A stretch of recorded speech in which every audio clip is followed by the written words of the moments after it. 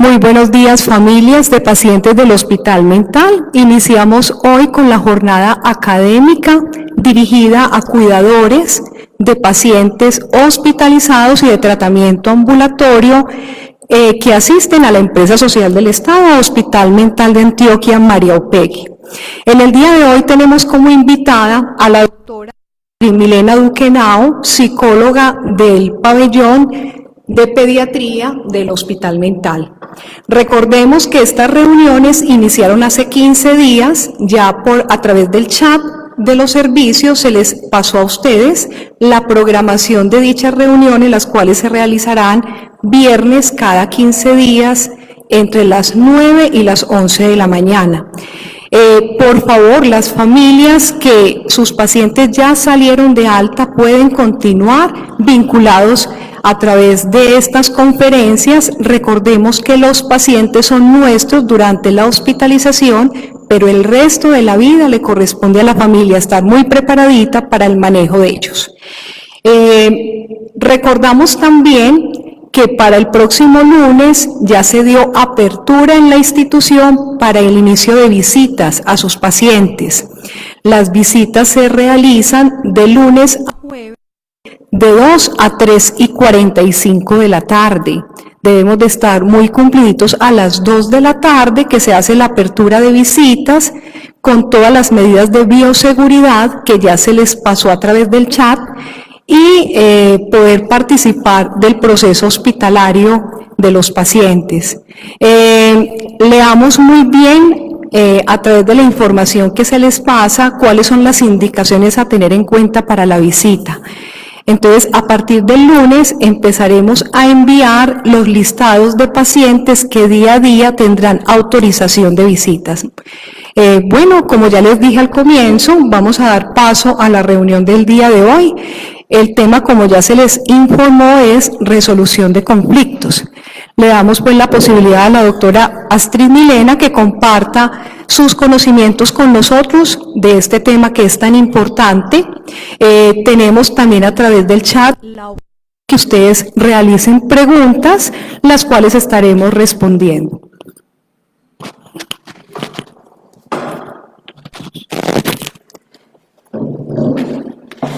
Bueno, familia, muy buenos días.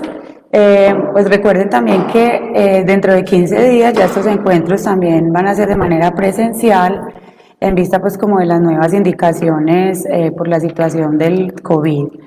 Hoy, como les mencionaba, el tema que nos convoca para este grupo de cuidadores tiene que ver con algo muy importante, que es la resolución de conflictos, ¿cierto?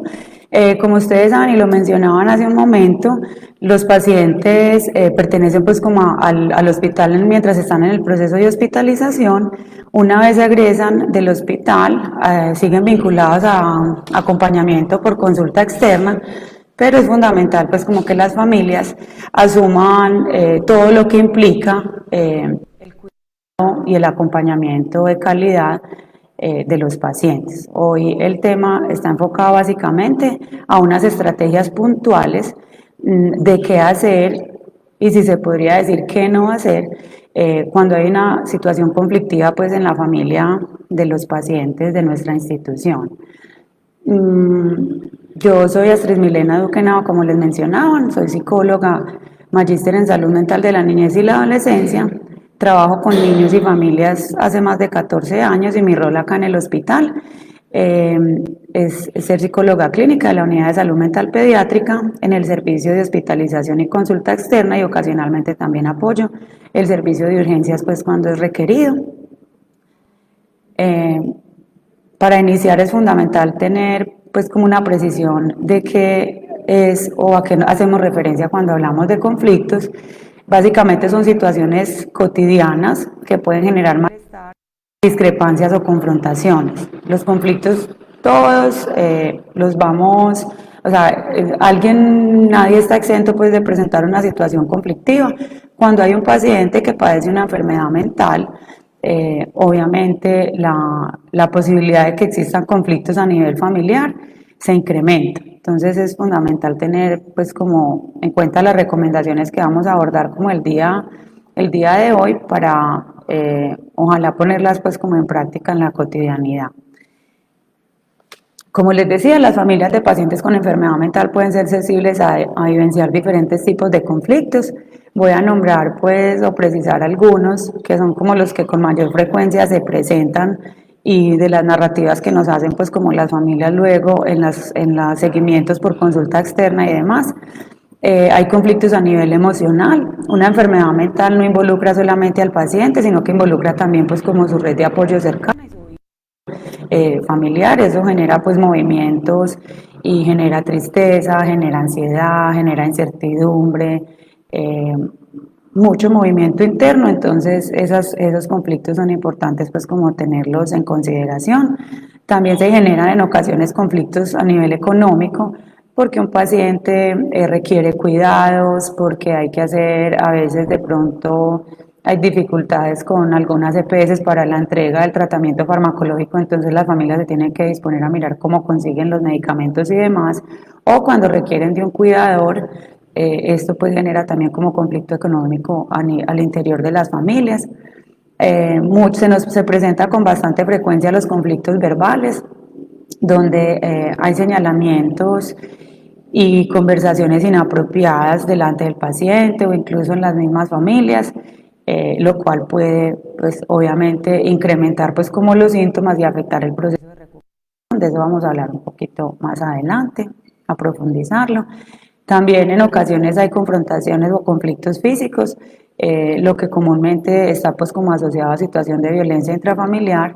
En el caso, por ejemplo, de pacientes pediátricos, en muchas ocasiones también se recurre pues como al castigo físico como una forma para resolver situaciones, lo cual es algo pues absolutamente innecesario e inadecuado, porque eso va a agravar pues como la condición del paciente.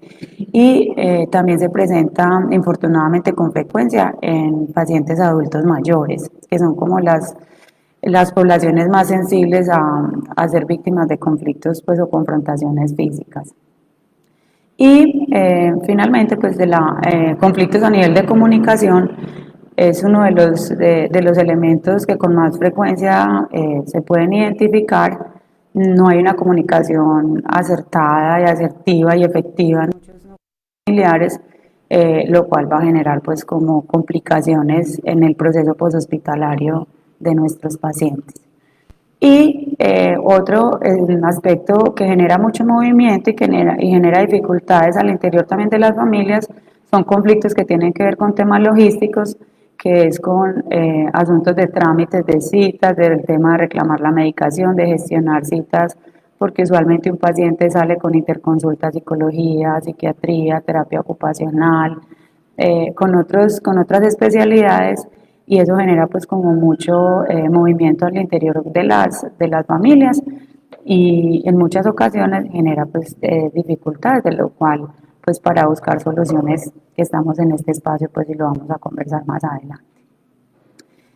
La resolución implica entonces una estrategia, en este caso una estrategia que implica mediación, implica conciliación y alianza, ¿cierto? Porque es una estrategia que preferiblemente se debe llevar a cabo pues por varias personas. Nos encontramos mucho con familias, incluso numerosas, pero solamente hay un cuidador o un familiar pues responsable como de todo el proceso poshospitalario del paciente de consulta externa, y eso pues exacerba la posibilidad de que se presente una situación compleja. La idea es buscar pues encontrar salidas oportunas y adecuadas a la situación que nos está generando pues como conflicto. Una resolución implica asumir que el conflicto existe, entonces afrontar esa negación es lo primero, ¿cierto? Cuando hay una situación que nos genera movimiento, pues lo importante primero es aceptar que esa situación se está dando y que está implicando una afectación. Ese sería pues como el primer paso. El segundo es tener pues como una disposición a tener apertura y disponerse al cambio. Eh, Disponerse al cambio es un tema bastante complejo, porque pues nadie cambia por otro, sino que debe ser una elección personal. Es uno incluso de los temas que en psicoterapia más se aborda, porque usualmente se encuentra en la cotidianidad que las personas quieren que otras integrantes de la familia, incluso que el paciente cambie, pero al interior de la familia no se disponen a ello. Entonces, tener la mente abierta y disponerse a que el cambio puede generar transformación es uno de los elementos que implica poder afrontar una resolución de un conflicto de la forma apropiada. Mejorar la inteligencia emocional. La inteligencia emocional es un tema también bastante amplio que incluso podría pues, ser como tema de encuentro. Eh, y desde la experiencia pues como psicóloga clínica pues he tenido pues también como la oportunidad de trabajar mucho con familias y comunidad, uno de los principales factores que generan dificultades al interior de los núcleos familiares es digamos, la incapacidad para poder gestionar las emociones de forma correcta.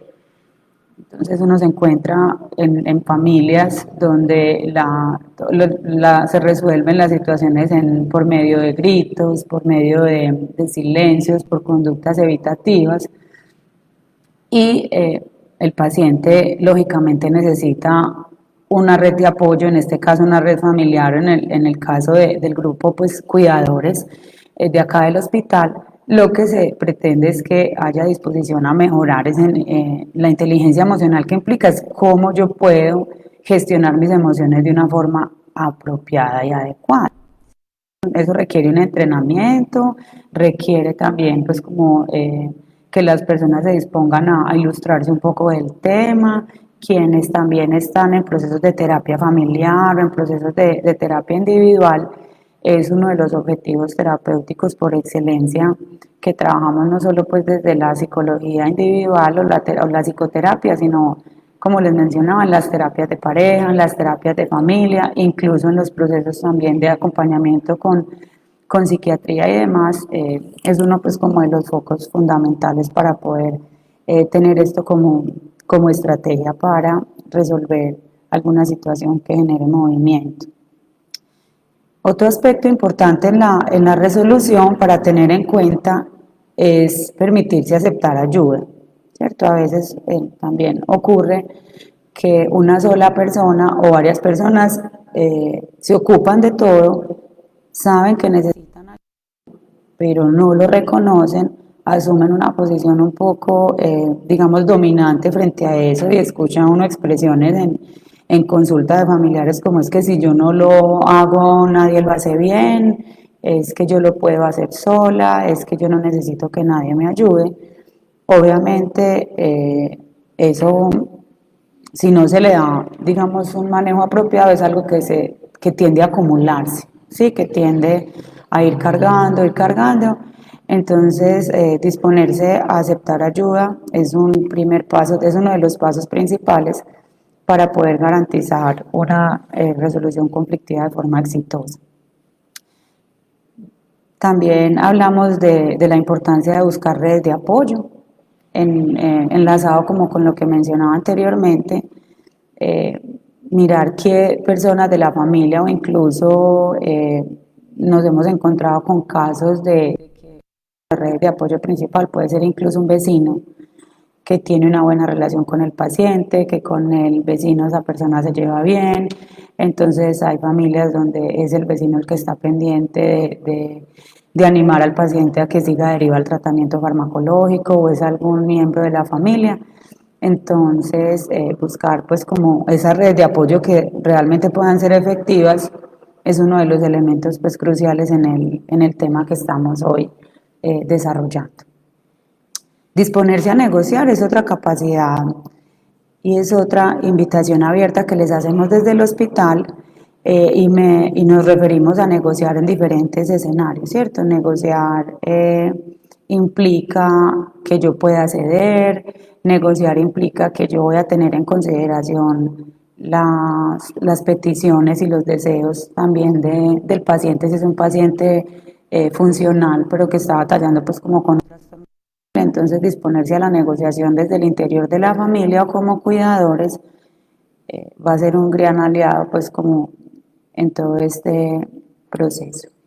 y aprender a delegar, que son pues como tareas muy enlazadas de las que venimos mencionando, implica que no podemos, que una sola persona, de hecho ocurre con bastante frecuencia que es el mismo paciente quien quiere asumir todo el proceso poshospitalario, entonces es quien se dispone, quien toma la decisión, por ejemplo, de ser quien gestione las citas, quien reclame la medicación, quien asista a un proceso psicoterapéutico y muchas veces genera cargas o genera incluso recaídas y lógicamente es algo que no, que en ningún momento pues queremos que suceda. Entonces aprender a delegar es como una dimensión importante que les queremos pues, como el día de hoy.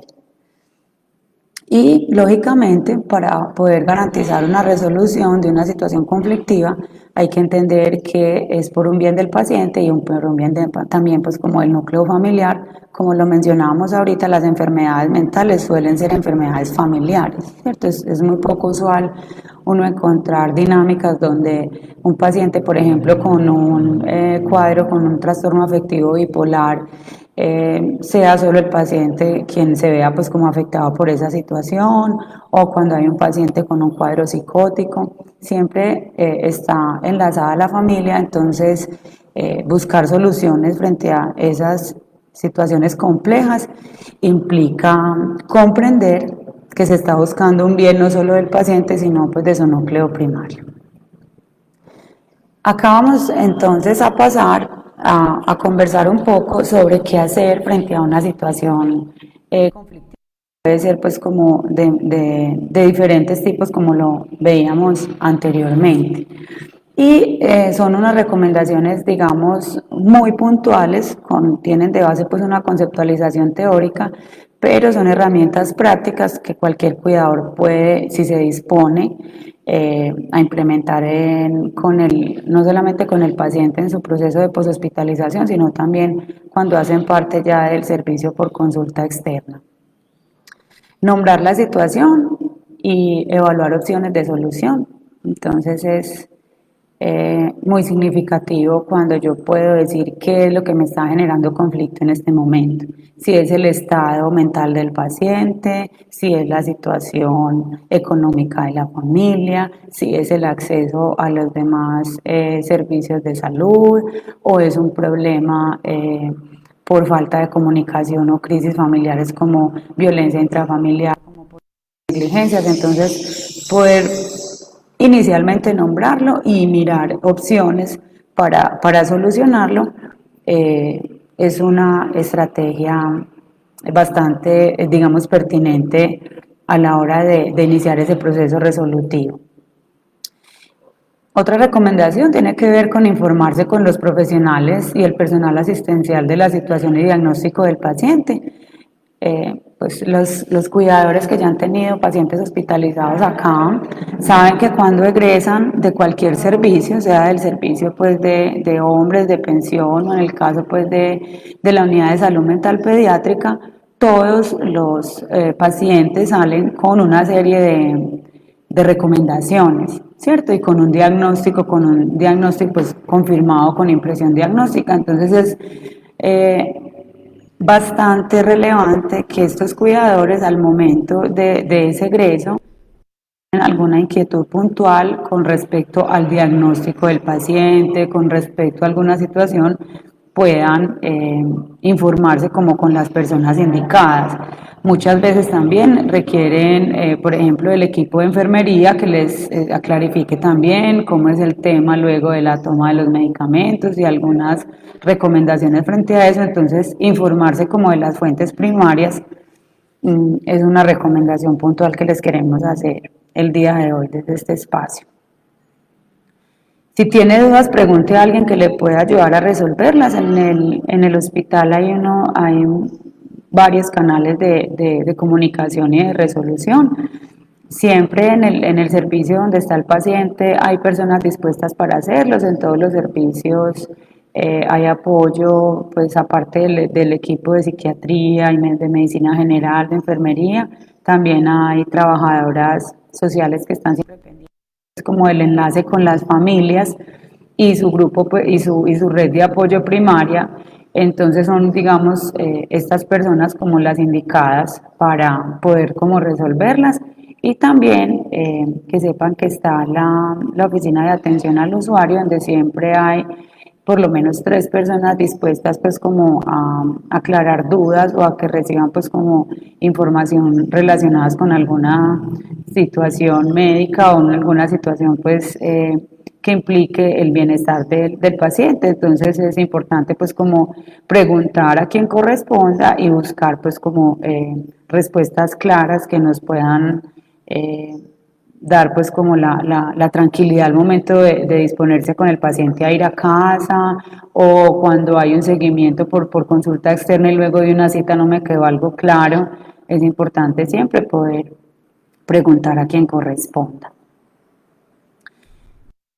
Evitar suponer que los demás saben lo que sucede es algo que se presenta con bastante frecuencia, no solamente pues digamos como en los procesos de acompañamiento acá en el hospital mental, sino en la vida cotidiana. Muchas veces suponemos que el otro o la otra persona sabe que estoy pensando yo, ¿cierto? Y escucha uno expresiones, por ejemplo, pero es que él sabe que yo estoy, es que él sabe que yo estoy enfermo, es que ella sabe que yo vivo muy estresada, es que ella sabe que yo trabajo muy duro, ¿cierto? Entonces partimos de la suposición y eso genera brechas en la comunicación familiar. Entonces, evitar suponer ayuda mucho y en lugar de eso siempre es importante ante cualquier situación preguntar primero o aclarar, ¿cierto? O sea, alguien, si yo estoy pasando por una situación de un alto nivel de estrés o de angustia, en este caso el paciente, por ejemplo, pasa mucho que les da un cambio fuerte de pasar de la hospitalización a llegar al nuevo proceso de adaptación en casa. Suponer que la familia sabe de eso es, pues, digamos, como un error frecuente. Entonces es importante nombrar eso que me está pasando para evitar pues como suposiciones y de ahí se pueda desencadenar algún conflicto emocional o verbal más adelante. Utilizar un estilo de comunicación asertiva y efectiva. La comunicación asertiva implica que yo pueda expresarle a la otra persona algo que me molesta sin que esa otra persona se sienta mal o se sienta agredida, ¿cierto? A veces las personas que utilizan un tono de voz alto o que dicen es que yo soy muy frentera, es que yo hablo así, ese tipo de situaciones se confunden con asertivos y ser una persona asertiva implica algo completamente diferente, ¿cierto? Como les mencionaba, poder garantizar una comunicación asertiva es que yo pueda expresar mis pensamientos, mis emociones, mi opinión, unos conceptos y garantizar que la otra persona está entendiendo lo que yo le estoy mencionando y que yo lo puedo expresar sin ningún tipo, digamos, como de pena o de temor. Y pasa en muchas ocasiones, por ejemplo, en el caso de los pacientes pediátricos, que por temor a alguna represalia pues, de los padres temen comunicar efectivamente, por ejemplo, emociones o pensamientos que tienen, porque entonces o es por temor o porque refieren con mucha frecuencia, es que no me van a escuchar, es que no me van a hacer caso, es que a mí no me escuchan en la casa y no solamente pues eso es una percepción de pacientes pues niños o adolescentes, sino también incluso de pacientes adultos. Sí, entonces una de las recomendaciones puntuales que en este grupo pues de cuidadores les queremos enfatizar es buscar estrategias frecuentes para poder garantizar que dentro del núcleo familiar haya una comunicación asertiva y por ende que sea efectiva, porque una cosa es uno expresar lo que siente, pero otra cosa es saber si la otra persona si estaba, por ejemplo, en disposición de escucharlo. Les pongo un ejemplo con algo que está ocurriendo con bastante frecuencia ahora. Alguien le expresa, por ejemplo, sale un paciente de hospitalización, están nuevamente en el entorno del hogar, nuevamente tienen acceso, por ejemplo, a un dispositivo electrónico como el celular, está la persona en su dispositivo electrónico, otro integrante de la familia desde otro lugar de la casa, vamos a suponer que desde la cocina, le puede decir una expresión como esta: recuerda que hay que tomarse el medicamento a tal hora, ¿cierto?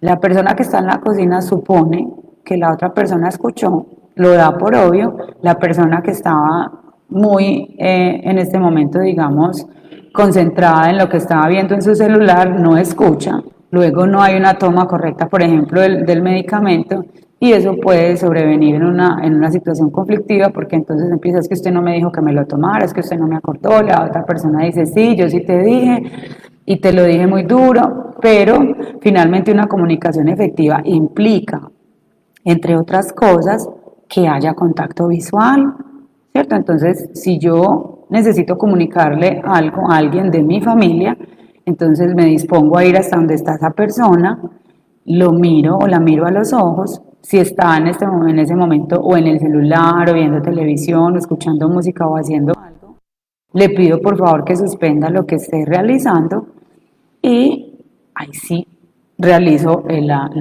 digamos, como la solicitud o comunico lo que quiera hacer. Y en el caso, por ejemplo, de los adultos mayores, de algunos pacientes con ciertos diagnósticos donde hay problemas atencionales o cuando hay problemas afectivos muy fuertes, es importante incluso preguntar y clarificar si eso que dije le quedó claro, ¿cierto? Entonces, en el caso, por ejemplo, de los niños, me repites por favor lo que te acabo de decir, ¿cierto? Y así estoy garantizando que es efectivo eso que estoy tratando pues de comunicar.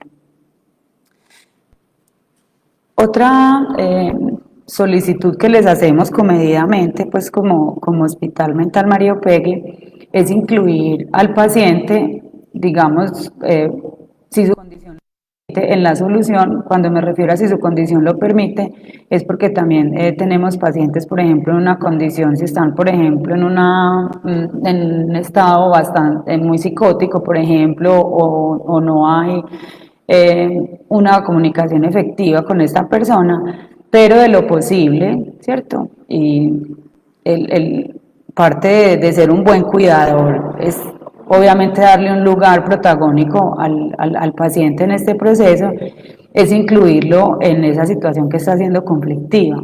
Usualmente lo que nos encontramos en consulta, en este caso les hablo pues como de mi equipo primario pues de trabajo que está conformado por neuropsicología, psiquiatría infantil, trabajo social y enfermería.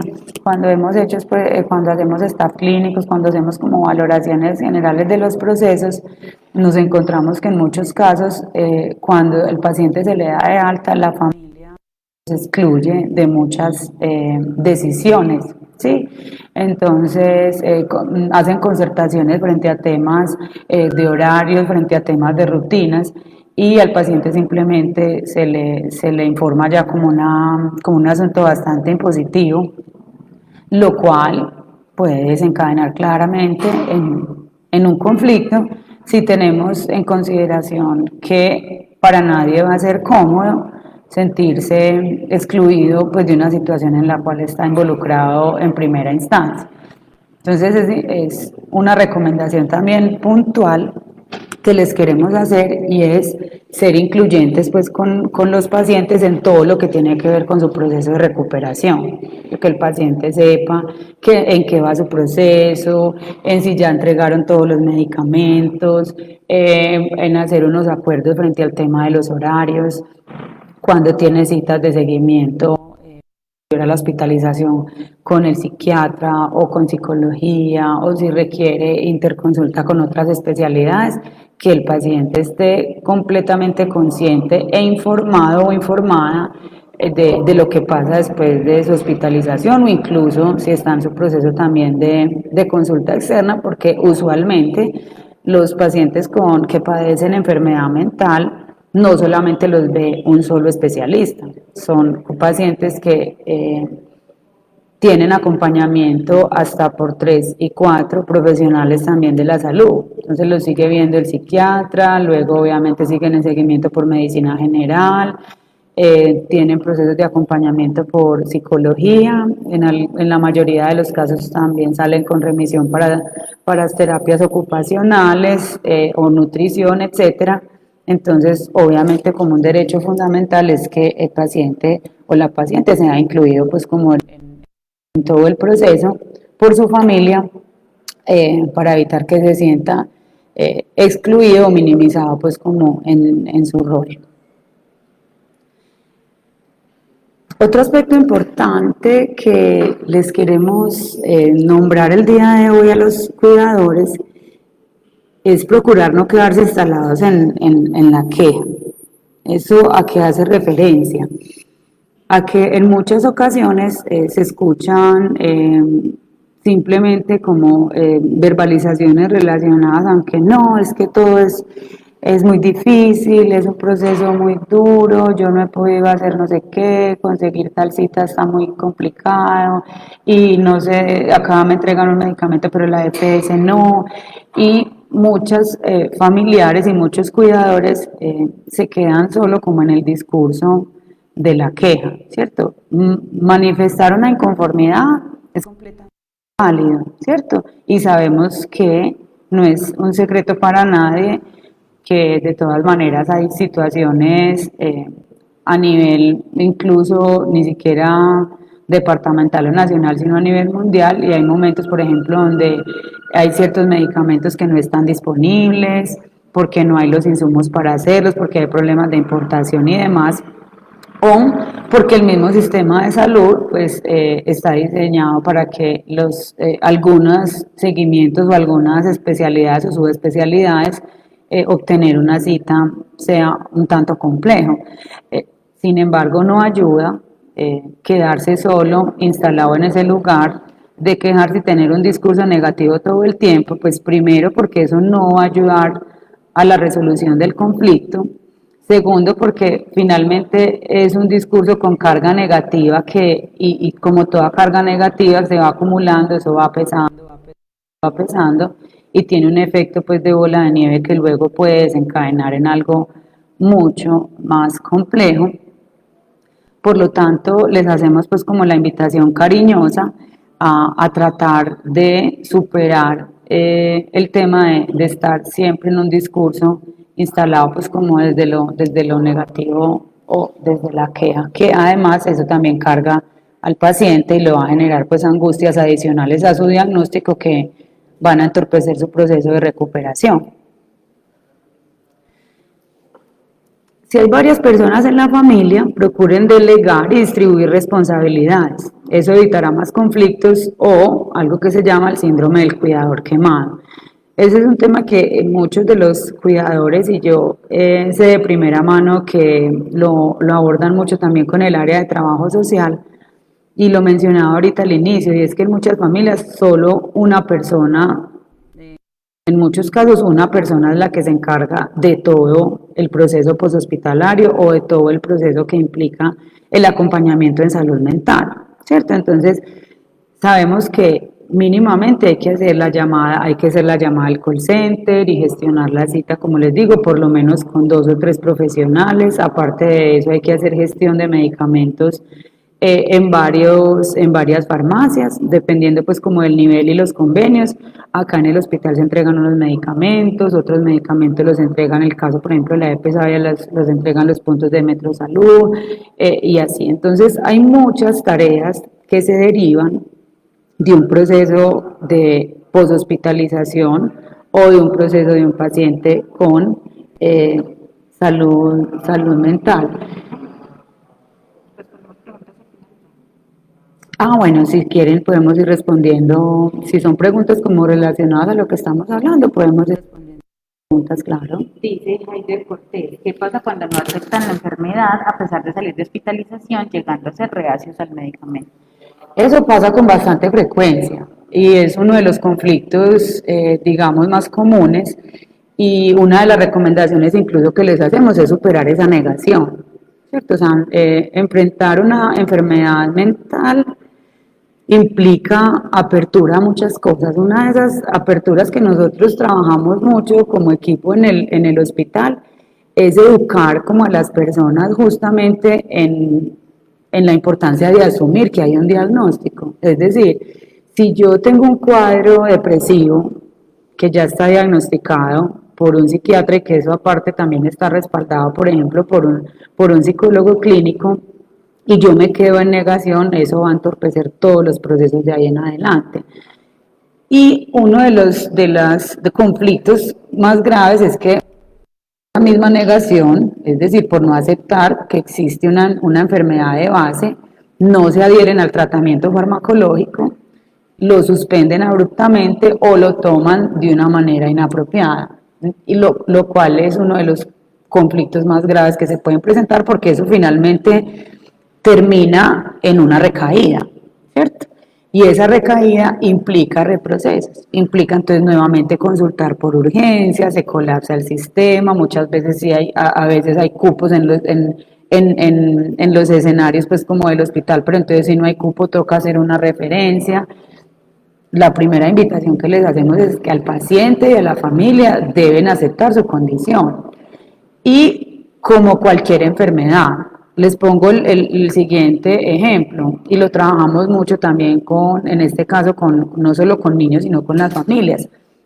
Si yo tengo un problema dental, a mí se me quiebra un diente, yo tengo una caries, un problema dental, yo voy y consulto donde el odontólogo. Si yo tengo un problema médico, estoy enfermo, me pasa algo, consulto con el médico general. Si tengo un problema cardíaco, voy donde el cardiólogo. Si tengo un problema en la piel, voy donde el dermatólogo. Si tengo una enfermedad mental, si tengo problema para gestionar mis emociones, que además muchas de esas enfermedades tienen una base genética, ¿cierto? Los profesionales indicados para acompañar ese proceso es el psiquiatra y el psicólogo, y en la mayoría de los casos un respaldo también por el equipo de trabajo social. Entonces, superar esa negación es completamente importante para garantizar la adecuada adherencia al tratamiento y evitar recaídas. No sé si hay otra pregunta de pronto como relacionada, vamos a avanzar. Entonces, lo que les mencionaba, prevenir también algo que se está dando con mucha frecuencia es el síndrome del cuidador quemado o el burnout. Es un paciente con enfermedad mental y uno de los familiares termina también con enfermedad mental de la fatiga que le implica todos los procedimientos. Entonces, una de las estrategias más acertadas para tener una resolución de conflicto efectiva en casa es que se deleguen y se distribuyan responsabilidades con lo que implica un paciente con enfermedad mental, que como hemos dicho, hay muchos tipos de diagnósticos. Entonces, incluso un paciente, por ejemplo, en una condición de una psicosis o una condición de un trastorno depresivo grave, donde hay una ideación suicida completamente manifiesta, va a generar muchas más cargas emocionales y por tanto la red de apoyo familiar toda se debe vincular pues como en ese proceso. Y también importante tener claro cuáles son los derechos y las responsabilidades tanto del paciente y de las familias. Es usual encontrar mucho la demanda es que yo tengo derechos, es que mis derechos, es que mis derechos, y esa demanda la hacen mucho pues como al sistema de salud. Resulta que también tanto los pacientes como sus familias tienen responsabilidades que cumplir. Como lo mencionaban al inicio, mientras los pacientes en este caso están en el hospital, son responsabilidad del hospital. Una vez egresan del servicio de hospitalización, si bien siguen vinculados a la entidad por diferentes, digamos, procesos de consulta, es la familia quien debe asumir, digamos, también esa garantía de esos derechos de los pacientes. Por ejemplo, en el caso de los niños, de los adolescentes o personas que están digamos, en incapacidad de resistir ante la ley, como un paciente con un episodio grave psicótico, por ejemplo, o un paciente adulto mayor que tiene un cuadro de demencia, que tiene un deterioro cognitivo, pues con bastante compromiso, es la familia la garante de esos derechos y como tal debe asumir una responsabilidad en torno a garantizar la adherencia al tratamiento, a garantizar un buen trato, a que tengan, digamos, todo el tema de seguridad alimentaria también garantizado, a que reciban acompañamiento de calidad.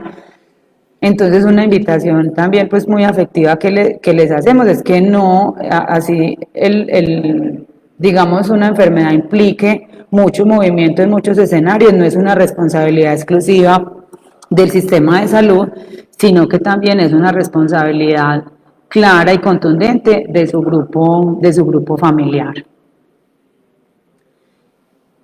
Y también se hacía referencia a este tema hace un momento, y es utilizar el apoyo de redes externas para la resolución.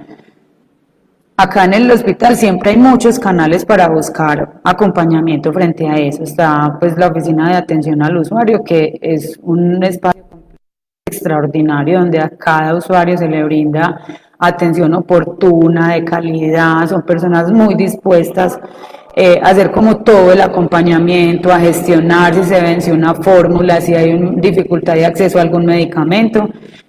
Sabemos que es uno de los canales más eficientes, pues como que tiene en este caso el hospital, entonces también es importante que lo tengan presente para el momento de resolver pues como alguna situación conflictiva, y que también hay otras líneas de atención donde se pueden asesorar, que ya son las líneas de atención de KDPS o las líneas de la Supersalud y demás, en casos que no son solamente líneas para poner quejas, que de pronto también eso es una, digamos, como una percepción muy generalizada de que solamente se llaman a las líneas de atención a poner quejas, sino que también en esas líneas yo me puedo informar, puedo tener información, digamos, real y oportuna frente a una situación, y muchas veces los cuidadores no recurren a ellas, y eso puede ayudar a minimizar.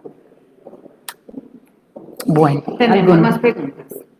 ¿Cómo asumir la enfermedad del familiar para que éste no termine afectando al cuidador ya por el desgaste cuando el grupo familiar es solo el paciente y el cuidador? Bueno, eso es una pregunta bastante interesante. Lo mencionaba ahorita, pasa mucho lo del síndrome del cuidador quemado. Como les decía, conflictos siempre van a existir, y más cuando hay enfermedades mentales de base, algunas que implican, digamos, más compromiso frente a la interacción que otras. Por ejemplo, una persona con un trastorno de conducta, específicamente un trastorno opositor desafiante, o un trastorno de hiperactividad, por ejemplo, de tipo combinado, o una persona con un pobre control de impulsos, es un paciente que siempre va a generar desafíos emocionales en la familia, porque implican muchas cosas. Vamos a suponer que fue un paciente que salió de hospitalización, llega nuevamente al grupo familiar y son solo 2 personas, ¿cierto? Una estrategia importante es establecer acuerdos. Cuando lleguen nuevamente a casa hay que establecer unos acuerdos de convivencia, unos acuerdos de respeto y unos acuerdos que impliquen normas, que impliquen rutinas, que impliquen acompañamiento. Entonces, viven solo esas 2 personas. Si el paciente es un paciente que sale de hospitalización funcional, consciente, con mejor estado de ánimo, en adecuadas condiciones, hay que empezar a decir, bueno, a partir de ahora, ¿qué vamos a hacer? Entonces los horarios, venga, concertemos los horarios de la toma del medicamento. Siempre es bueno que haya alguien que verifique que el medicamento se está tomando de una forma adecuada. Otro aspecto es el hecho de que tengas una enfermedad mental, y eso eso no le asigna un rol como persona. Entonces, yo utilizo mucho, pues, como con frecuencia la campaña, cuando, digamos que es una campaña voz a voz, cuando escucho que la gente dice, es que yo soy depresivo, es que yo soy diabético, es que yo soy hipertenso. Trato de hacer como el señalamiento de decir, no, yo tengo depresión, yo tengo diabetes, yo tengo un trastorno afectivo bipolar, porque una condición médica o clínica no me define como ser integral. Entonces, tener también eso en consideración ayuda. Y algo de lo que vamos también a hablar más adelante es que el paciente con enfermedad mental debe asumir su diagnóstico, pero no debe tener ganancias secundarias también como frente a eso. Es decir, no se puede instalar en el lugar de victimario o en el lugar de víctima, porque a veces pasan en esos 2 escenarios. Entonces el cuidador también, pues uno, como les decía, establece de convivencia, y 2, en la mayoría de los casos siempre se recomienda que el cuidador también gestione acompañamiento psicológico y psiquiátrico de ser necesario. Tenemos otra pregunta. ¿Qué hacer cuando algunos familiares no ayudan a los cuidados del paciente porque le tienen miedo, porque cuando se descompensa se pone como agresivo? Ujú. Claramente, pues en lo que hablábamos ahorita de delegar, hay que mirar, dependiendo como de los integrantes de la familia, quién puede asumir qué, ¿cierto? Es de suma importancia que quien vaya a tener como el contacto directo con el paciente, en este caso de pronto un paciente con conductas disruptivas o con pobre control de impulsos, quien tenga esa conexión o sea, en primera línea con el paciente debe de ser alguien que justamente tenga inteligencia emocional, es decir, que no se conecte con esa misma conducta o con esa misma emoción. Me explico. Si yo soy una persona impulsiva, que no me sé controlar, que todo lo resuelvo de una forma reactiva e impulsiva, pues no voy a ser la persona de la familia más indicada para tener pues como un acercamiento con el paciente. ¿Qué es lo más saludable? Que una persona que pueda estar en calma o al menos mostrarse en calma, porque eso es otra condición que uno puede tener. Y es, yo puedo estar angustiado, digamos, hacia adentro, pero yo le voy a manifestar al paciente una actitud calmada, una actitud conciliadora, una actitud serena, y el paciente se va a conectar con esa emoción más fácil, porque funcionamos también en espejo. Entonces, la recomendación puntual es mirar qué integrante de la familia o de la red de apoyo puede manejar una situación como una conducta disruptiva, un pasaje al acto, una conducta hostil de agresión o de autoagresión o heteroagresión, que no se vaya a enganchar con esa emoción, sino que pueda decirle a la persona, yo te voy a esperar, vas a estar en calma, respira un poco, ven, te ofrezco un vasito con agua. Y porque si se le demuestra miedo o se le demuestra agresividad, pues obviamente la posibilidad de que se presente un conflicto, incluso de confrontación física o verbal, es mucho más alta. Esta pregunta es lo contrario. ¿Qué hacer cuando el paciente en casa obligatoriamente debe quedarse solo ya que sus cuidadores trabajan? Bueno, eso es algo que pasa también mucho, ¿cierto? Y pueden existir diferentes estrategias. Ahí es una de ellas, por ejemplo, es tratar de que haya, ahí sí el celular, por ejemplo, puede ser una herramienta importante. Es decir, yo me tengo que ir a trabajar y mi familiar que está en recuperación se debe quedar en casa, yo ya no tengo días de licencia ni demás, pero lo que puedo hacer es, por ejemplo, unos horarios de llamadas. Sí, y más ahora que existe en la gran mayoría la posibilidad de la videollamada, ¿cierto? Incluso les voy a compartir una experiencia, si me lo permiten, una experiencia familiar, porque mi mamá tiene múltiples diagnósticos, entre ellos una demencia temporofrontal, una diabetes de difícil manejo, un trastorno afectivo bipolar y demás, y ella convive con su esposo, pero él está todo el tiempo trabajando y somos tres hijos que ya cada uno vive en su hogar, entonces una estrategia que nos ha funcionado supremamente bien es nos delegamos tareas, entonces ella debe tomarse la levotiroxina a las 6 de la mañana, mi hermana la llama a las 6 de la mañana, le hace videollamada, la saluda, mamá, ¿cómo estás? Y verifica que ella se tome su medicamento a las 6. Yo la llamo a las 7:30 para que desayune, verifico que esté desayunando, que se tome la medicación del desayuno, mi hermano la llama al almuerzo y el esposo se encarga del medicamento en la noche. Otra estrategia, por ejemplo, también la videollamada funciona muy bien y en el caso, por ejemplo, de pacientes pediátricos o pacientes ya con adultos mayores, ayuda mucho que tengan un infograma o una rutina en la casa. Es decir, que haya dispuesto en la casa, no sé, un tablero. En el caso de los niños usamos los pictogramas, es decir, imágenes donde el niño está haciendo diferentes cosas. En el caso del paciente, por ejemplo, adulto mayor, el pictograma vuelve a ser funcional, es decir, una imagen de la persona comiendo, una imagen de la persona cepillándose los dientes, bañándose y tener una rutina, digamos, como organizada para ese paciente y que alguien le pueda estar haciendo al menos seguimiento telefónico. Si es posible que haya una red externa como un vecino o alguien de confianza que al menos pueda ir durante la jornada, digamos, como se dice vulgarmente, a dar vueltecita, eso también puede ayudar. Pero tener rutinas claras y poder hacer llamadas o videollamadas de confirmación para ver en qué estado está el paciente, puede ser una que puede ser de utilidad. Listo, bueno, vamos avanzando. para tener presente. Tenga presente es casi una invitación, ahorita decíamos qué hacer y esta es casi una invitación a lo que de pronto no se debe hacer, ¿cierto? Culpar o descalificar al paciente por su diagnóstico obviamente agrava la situación conflictiva. Un paciente no es culpable de su diagnóstico, sino que es un padecimiento y por tal hay que asumirlo. Se encuentra con mucha frecuencia algo muy triste y es que el paciente que tiene algún tipo de padecimiento mental, entonces dice, entonces va donde el psiquiatra es porque está loco, es que va donde la psicóloga porque está loco, es que estuvo en el hospital mental porque está loco. Y eso es una afirmación y un señalamiento bastante destructivo que no ayuda para nada y que genera muchos conflictos a nivel emocional, conflictos internos, genera conflictos, eso es un ataque directo a la autoestima. La palabra loco es una expresión, es un adjetivo demasiado, digamos, amplio, que tiene muchas implicaciones. Entonces, algo importantísimo con los cuidadores es ser muy sensibles a cómo nos referimos al paciente, ¿cierto? Incluso evitar decirle depresivo, es que es el bipolar, es que es el psicótico, porque acuérdense que un diagnóstico no nos define como seres humanos.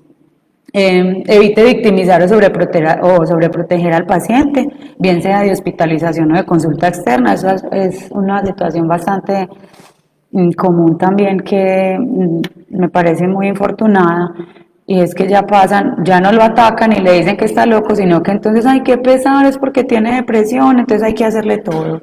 Hay que pesar porque entonces como tiene un trastorno de ansiedad, tiene que tener todo lo que él pida.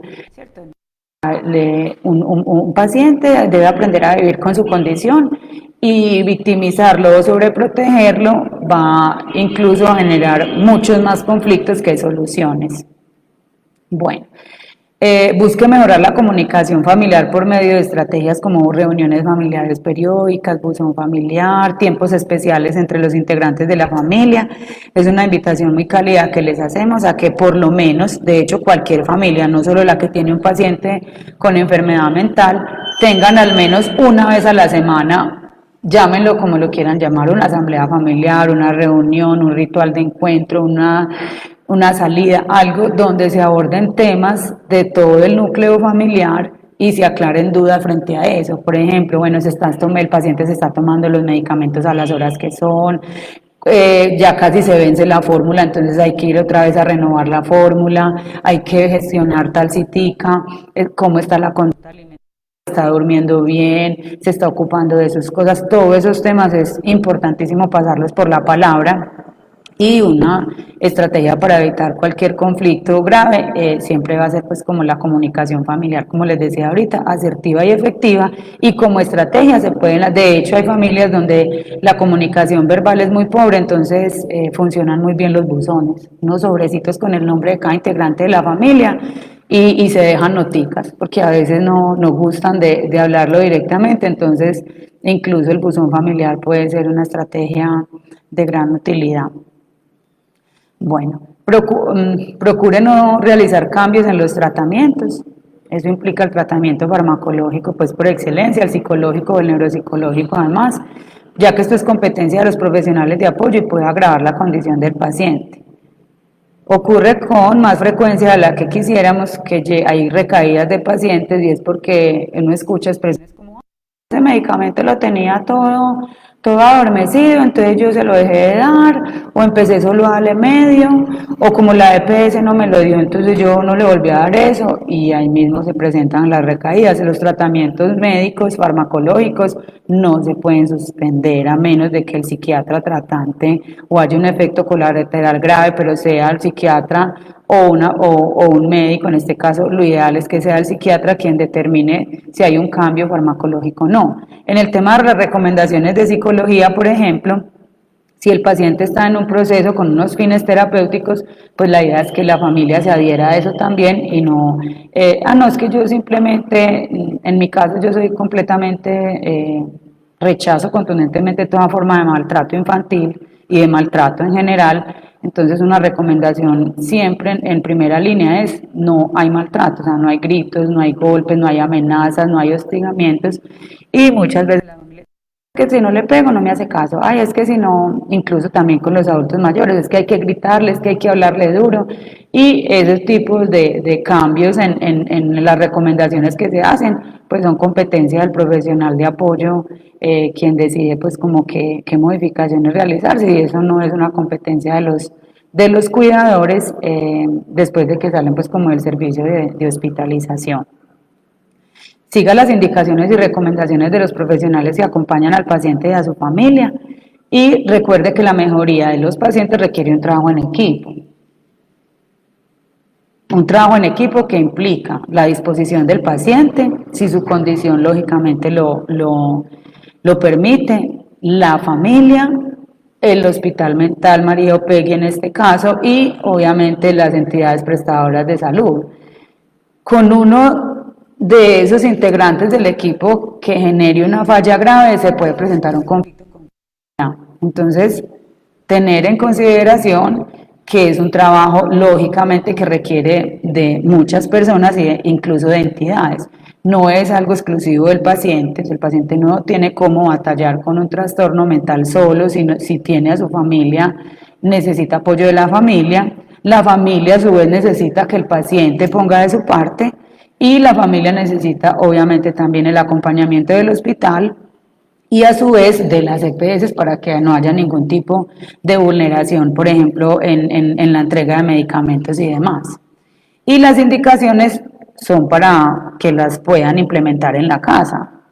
Me ocurre con frecuencia también que un paciente, por ejemplo, de consulta externa, se le entrega la copia de la historia clínica, se le entrega el anexo para su nueva cita y las recomendaciones, y al mes vuelven y de la misma carpetica sacan los mismos documentos, es decir, que las recomendaciones no las leyeron, no las trabajaron. Uno indaga por los compromisos, ay, no, yo no hice eso, ay, y claramente para los cuidadores es necesario que sepan que un proceso, un proceso en el caso específico de psicología, no es los 40 minutos o la media hora que dura la sesión, o es el trabajo que se haga durante el tiempo con las recomendaciones, para que cuando vuelvan a la cita de seguimiento se pueda evaluar con el profesional si esas recomendaciones han surtido efecto o no. Y para ir terminando, una invitación muy enfática en que el buen trato favorece todo tipo de relación para poner la práctica a diario. Y unida al tema pues del buen trato, digamos que como estrategia como estrategia o alianza, con el buen trato debe estar la conducta, la postura empática. Es decir, yo también necesito pensar qué siente el otro, qué está pasando la otra persona, hay que preguntarle al paciente cómo se siente. Créanme que batallar con la ansiedad, batallar con la depresión, batallar con altibajos emocionales, con problemas de regulación de conducta, con un trastorno afectivo bipolar, con alucinaciones visuales o auditivas, con ideas delirantes, o sea, batallar con eso es sumamente complejo, como para sumarle que las otras personas no hacen el esfuerzo de ponerse en mi lugar. Lo mismo que ponerse en el lugar de los cuidadores. Muchas personas se enfocan solo en el paciente, pero detrás de un paciente, como les digo, siempre hay una familia, y usualmente un integrante de la familia es un cuidador que infortunadamente termina como un cuidador quemado, en condiciones a veces incluso más graves que el mismo paciente. Y para finalizar, otra recomendación para este tema de hoy que nos convoca, que es la resolución de conflictos, que es minimizar en casa todo lo que sean riesgos potenciales una vez el paciente egrese pues del hospital, porque puedan generar una situación conflictiva de emergencia. ¿A qué me refiero? Guardar objetos peligrosos cortopunzantes de ser necesario, ahora que está, digamos, tan exacerbado la conducta, por ejemplo, del cutting o las autolesiones en niños, incluso hemos tenido ya pacientes desde los 8 años con autolesiones por cutting, y también en adultos, tener siempre pues como bajo llave o en un lugar protegido todo lo que son químicos de limpieza y medicamentos, por lo que se está presentando tanto el consumo de los intentos de suicidio con químicos de limpieza o con sobremedicación. Entonces, hace poco recibimos, por ejemplo, una niña que se tomó como 70 ibuprofenos, más 20 acetaminofén, más 20, o sea, cogió el dispensario de medicamentos de la familia y todo lo que había se lo tomó. Entonces, obviamente, esas son medidas de prevención y de protección que los invitamos a que tengan en cuenta en casa, porque hay demasiado reporte de intoxicación autoinfligida por medicamentos, porque en las familias no tienen pues como la precaución de tener todo eso en un lugar seguro. Y no hablo solamente de niños y adolescentes, sino también de personas pues adultas. No sé si hay más preguntas, muchas gracias y nos veremos en 15 días ya presencial.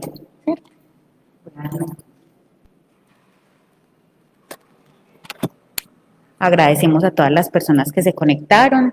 Aprovechamos este espacio con ustedes para contarles que el Hospital Mental hace una rendición de cuentas por ley. Entonces quisiéramos aprovechar este momento para que en los comentarios de este Facebook Live nos cuenten qué temas les gustaría que tratáramos en nuestra próxima rendición de cuentas.